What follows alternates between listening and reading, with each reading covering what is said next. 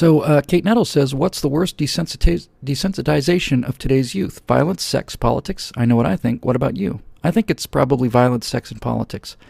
Desensitizing young people. You know, here's what's funny. This is just kind of coming to me as I think about it.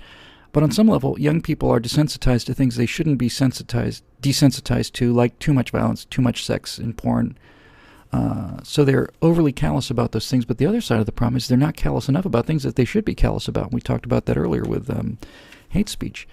You know, you should be they seem overly sensitive about some of this stuff. And I'm not trying to pick on young people. You know, it just seems like I saw something on millennials after we had our generation talk an episode or two ago.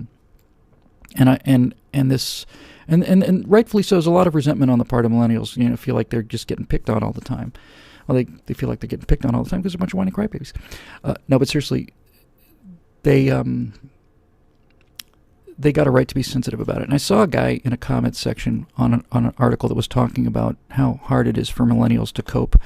I think this article featured a woman who was at a therapist's office, and she wasn't capable of doing her homework in the laundry, and she needed her mom to help her schedule her time.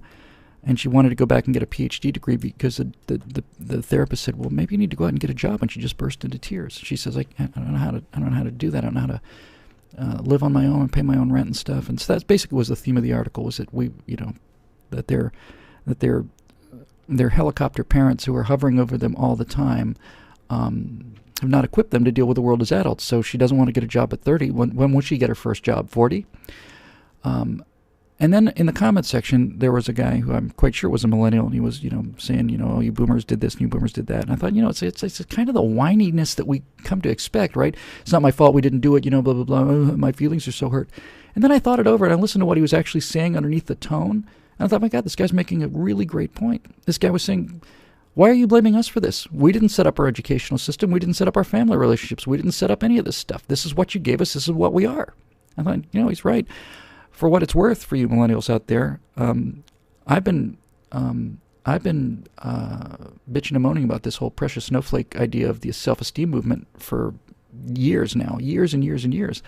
And I never once blamed the kids. I never once blamed the kids for the problem with this self-esteem movement. I blame the parents. You can't be a kid's best friend and their mom or dad. You can't be. It's not possible. You can't be it. The definition of what a parent should be is a person who they can come to as a friend, but it's not a friend. Relationship is completely different than a friend. Sometimes the parent has to be a bad guy. One of the reasons I have such enormous sympathy for single moms or single dads, but there's not as many of them. There's a lot of single moms out there.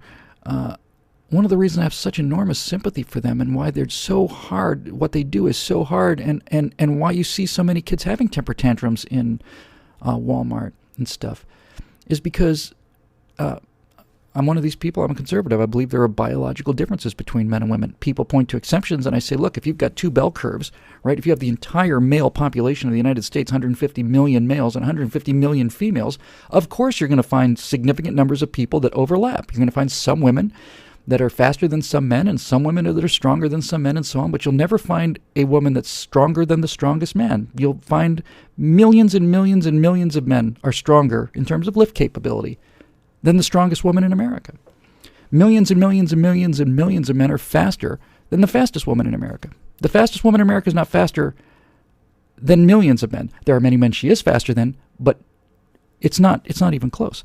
And so the great thing about the difference between biology is, between the sexes is, it seems to me that rather than one side having an advantage, when you look at how these different traits play out, it looks like it's 50-50. It's kind of astonishing, really, how equal it is. But I do believe that women are certainly, I don't think this is a breakthrough thought on my part to say that women are much more nurturing, and they're much more nurturing. They want to take care of the child. They want to be nice to the child. They want to love the child and feed the child and comfort the child and do all those things. That's what they want to do. And they're wired to do that. And my experience with other people's kids, kids who I've known well enough to be able to interact with, and certainly watching other kids in public places, I think men are different than that. When I see a child misbehaving, especially a boy misbehaving, I'm not filled with a sudden need to nurture the kid. That dad voice, I think biologically just comes right up. It's like, now I'm wired now to make sure that this boy doesn't turn into this horrible, weak, loud, crybaby jackass. We're going to get this straightened out right now. And so the problem with single moms is they've got to do both of these things. So they have to try to be disciplinarians, and I don't think they're very good at it because I don't think they really are wired for it. And then almost immediately after you send the kid to the room, mom wants to bring him dinner, and mom wants to, doesn't want her to be mad at him, especially now because so many women are divorced. There's such a pressure on single moms to be lenient, because in so many of these divorces, dad is playing the boy or the girl against the mom. Mom's playing the boy or the girl against the dad. And so you don't want to be the one who's mean all the time. If dad is undermining all of your discipline and throwing candy bars at the kid at 4 o'clock in the morning, say, hey, put some chocolate syrup on those Cocoa Puffs and put some chocolate milk in there. So what are you going to do? And I think, I really do think that you need a father in the house to be the tough guy. That allows mom to be what she's good at. And I don't think dads suffer much from being the tough guy. Look, there are tough guy dads who are psychopaths and they need to be put in jail. These, we're not talking about that. I think dads understand. It's like, wait till your father gets home. Yeah. What did he do? Okay. Jonathan, come here. That's a great system, because now the kid gets the discipline that he needs, and he knows there are limits that he can't break. And at the same time, mom can go in and say, your dad loves you, and, and here's your dinner, and don't tell him I gave it to you, and this kind of thing. And kid gets the best of both worlds. He gets the nourishment and the nurturing, and he gets the discipline. But you can't be the same person, I don't think. I mean, you can. I just don't think it's certainly not easy. And so all this just simply to say that these poor millennials, I think, are victim of, many of them are raised by single moms, but a lot of us were too. I think really, to get into what we were talking about with the generations before, I think all I'll just say is that my generation, I came in at the tail end of the boomers. Okay, I mean, I'm a late boomer. 1959's late. They say the boom went to either it was 46 to either 1960 or 64. So I was at the tail end of that. I was nearly 15 years at the end of the baby boom thing. But when I said tough fathers, they're Mark Steele, psychopathic fathers. I wasn't talking about guys who are tough, who spank their kids. I'm talking about guys who beat their kids unconscious and knock them against walls. That's the kind of thing I'm talking about. I'm not talking about spanking kids. I was spanked. I think spanking is generally a pretty good thing. I'm not talking about that kind of thing. Let's not have any misunderstandings about that, unless you were kidding, in which case it's hilarious. But I think in terms of the millennials, because the question is about today's youth, I think the problem with today's youth is that their parents, who are my age, did not have a strong emotional bond to their parents, especially to their fathers. And I think that most fathers today, for kids that do have married parents or have a father in the house, I think that our generation is very, very, very reluctant to lay down strict discipline and be stern with their children, because that's all we got from our dads, by and large. We didn't get a whole lot of good job and I love you, son, and all that. We got a lot of, what are you doing? I think I see that all the time. I see parents trying to be their friends, trying to be friends of kids, trying to be their buddies. Come here, buddy.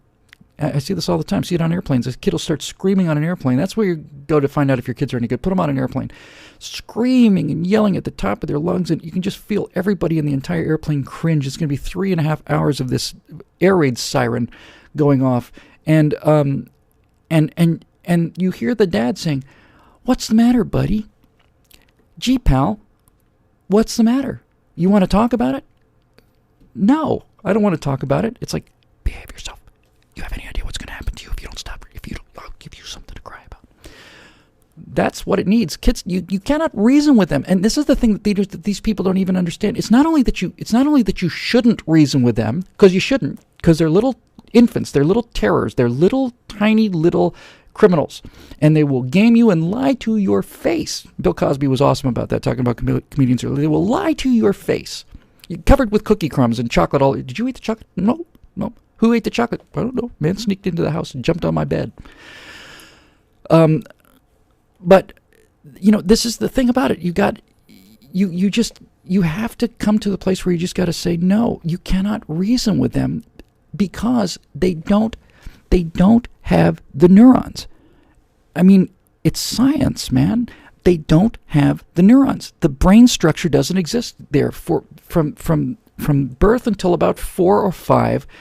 Emotional pathways are there. So if you treat a kid well, generally speaking, well, and you get them to 4 or 5 years old, you can do almost anything to that kid, and there will be a fundamental core of sanity and something there that will help protect them for the rest of their lives. But if you mistreat a child, if you really significantly emotionally abuse or neglect a child between the ages of 1 and 5, then you really could be talking about somebody's going to go shoot up climb to a bell tower. But you cannot reason with them because they don't have the ability to reason. The idea that you would say to a 4-year-old, now, Jordan, we talked before, didn't we, about how this kind of behavior is not acceptable, and maybe we need some quiet time. And do you want to talk about it, buddy? No, they don't know what to do. The reason they're having the temper tantrum in the first place is because they're scared. They're scared. They're scared of a world that they don't understand, that they can't comprehend, and they don't see anybody setting limits or protecting them. They don't see anybody being strong. They want somebody to say, no, why can't you? Why can't I do that? Because I said so. Okay. Yep. Okay. Yeah. People doing some Bill Cosby lines in the comment section, and the beatings will now begin, and I'm going to go upstairs and kill that boy. But the best Bill Cosby father line he ever said was something he said, son, let me tell you something. I brought you into this world, and I can take you right back out again. I can go in there and make another one that looks just like you. So, the young people are desensitized. They see too much violence. They see too much sex, way too much sex, I think. And I don't know so much about politics. I don't think young people care much about politics, frankly. They care a lot about peer pressure. So if everybody's listening to Gaga and One Direction, and Gaga and One Direction say, man, Obama's awesome, then they'll think Obama's awesome, but they don't get it through politics. It's a peer pressure thing. They could just as easily say, anything that they say, they'll just kind of go along with. Because the great thing about being an individual at puberty is you want to be an individual who looks, sounds, and acts exactly like every other individual. You want to look exactly precisely like all the rest of them. I do think that they are desensitized about things, but as I said, I think they're overly sensitive about things that they should have learned a long time ago. And somebody yelled at me at work today, so I came home crying. Is that the first time anybody's ever yelled at you? As a matter of fact, it is. How old are you? 26? I got yelled at a lot. I got yelled at by my dad. I got yelled at by bigger kids in school. I got yelled at and called names, and you just learn to get over it. So when people yell at me and call me names now, I don't think anything about them. Somebody calls me a name, I automatically know, first of all, that I won the argument, because if they could beat the argument, they wouldn't be calling me a name. So anyway, I love these kind of questions. Moving on.